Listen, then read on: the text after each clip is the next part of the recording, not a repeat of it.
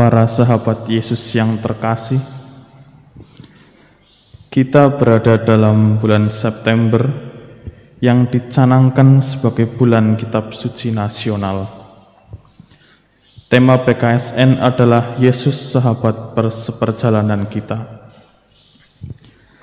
Selain kegiatan pendalaman kitab suci di KBG atau keluarga dan berbagai lomba yang kita laksanakan, di tahun liturgi B tahun Markus ini, mari selama bulan ini, setiap hari kita membaca dan merenungkan seluruh Injil Markus dari bab 1 sampai dengan bab 16. Sebelum membaca Injil suci Markus, marilah kita berdoa dalam nama Bapa dan Putra dan Roh Kudus. Amin.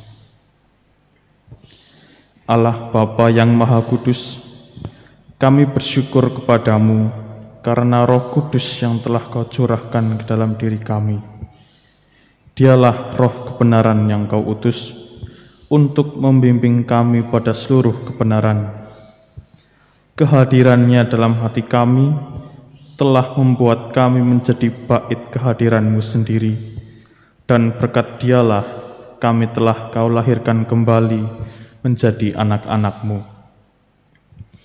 Ya Bapa, kami anak-anak-Mu berkumpul bersama untuk mendengarkan kehendak-Mu yang telah Kau nyatakan dalam kitab suci. Dahulu Engkau mengutus Roh Kudus untuk membimbing para penulis kitab suci untuk menyatakan kehendak-Mu dalam tulisan mereka. Karena itu, kami kini mohon kepadamu, utuslah Roh Kudus-Mu untuk membimbing kami, agar kami dapat memahami kehendak-Mu yang tertulis di dalam kitab suci. Dengan perantaraan Kristus, Tuhan kami. Amin. Saudara-saudari yang terkasih, mari kita buka Injil Markus. Hari ini mari kita baca Injil suci menurut Markus bab 12 ayat 28 sampai 44. Markus 12 bab ayat 28 sampai 44.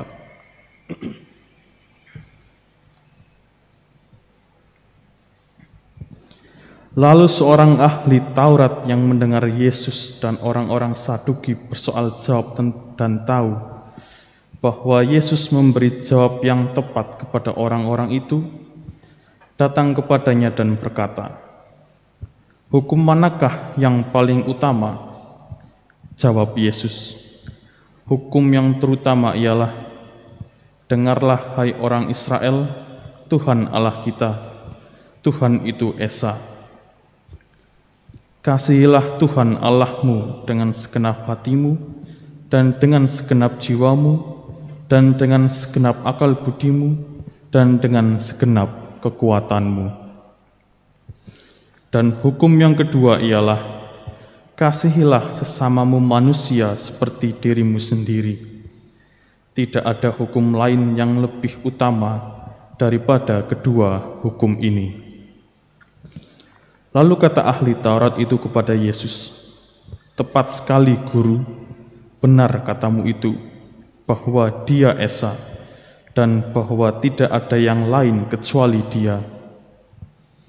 Memang mengasihi Dia dengan segenap hati dan dengan segenap pengertian dan dengan segenap kekuatan, dan juga mengasihi sesama manusia seperti diri sendiri, adalah jauh lebih utama daripada semua korban bakaran dan korban sembelihan." Yesus melihat bagaimana bijaksananya jawab orang itu, dan Ia berkata kepadanya, "Engkau tidak jauh dari kerajaan Allah." Dan seorang pun tidak berani lagi menanyakan sesuatu kepada Yesus. Pada suatu kali ketika Yesus mengajar di bait Allah, Ia berkata, "Bagaimana ahli-ahli Taurat dapat mengatakan bahwa Mesias adalah anak Daud? Daud sendiri oleh pimpinan Roh Kudus berkata, 'Tuhan telah berfirman kepada Tuanku, duduklah di sebelah kananku sampai musuh-musuhmu kutaruh di bawah kakimu. Daud sendiri menyebut dia tuannya. Bagaimana mungkin ia anaknya pula? Orang banyak yang besar jumlahnya mendengarkan dia dengan penuh minat. Dalam pengajarannya, Yesus berkata, "Hati-hatilah terhadap ahli-ahli Taurat yang suka berjalan-jalan memakai jubah panjang dan suka menerima penghormatan di pasar, yang suka duduk di tempat terdepan di rumah ibadah dan di tempat terhormat dalam perjamuan, yang menelan rumah janda-janda, sedang mereka mengelabui mata orang dengan doa yang panjang-panjang. Mereka ini pasti akan menerima hukuman yang lebih berat." Pada suatu kali Yesus duduk menghadapi peti persembahan dan memperhatikan bagaimana orang banyak memasukkan uang ke dalam peti itu. Banyak orang kaya memberi jumlah yang besar. Lalu datanglah seorang janda yang miskin dan ia memasukkan 2 peser, yaitu 1 duit. Maka dipanggilnya murid-muridnya dan berkata kepada mereka, "Aku berkata kepadamu, sesungguhnya janda miskin ini memberi lebih banyak daripada semua orang yang memasukkan uang ke dalam peti persembahan. Sebab mereka semua memberi dari kelimpahannya, tetapi janda ini memberi dari kekurangannya semua yang ada padanya, yaitu seluruh nafkahnya."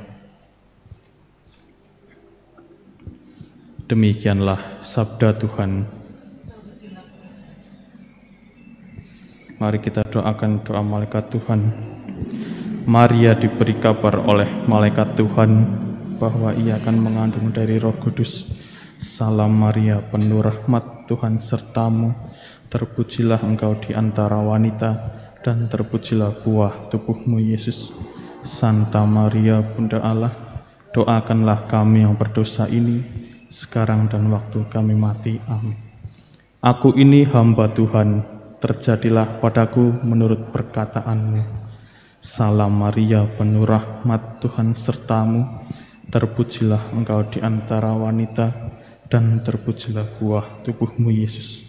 Santa Maria, Bunda Allah, doakanlah kami yang berdosa ini, sekarang dan waktu kami mati. Amin. Sabda sudah menjadi daging dan tinggal di antara kita. Salam Maria, penuh rahmat, Tuhan sertamu. Terpujilah engkau di antara wanita, dan terpujilah buah tubuhmu Yesus. Santa Maria, Bunda Allah, doakanlah kami yang berdosa ini, sekarang dan waktu kami mati. Amin. Doakanlah kami ya Santa Bunda Allah, supaya kami dapat menikmati janji Kristus. Ya Allah, karena kabar malaikat, kami mengetahui bahwa Yesus Kristus Putramu menjadi manusia. Curahkanlah rahmat-Mu ke dalam hati kami, supaya karena sengsara dan salibnya, kami dibawa kepada kebangkitan yang mulia, sebab Dialah Tuhan pengantara kami. Amin. Marilah berdoa.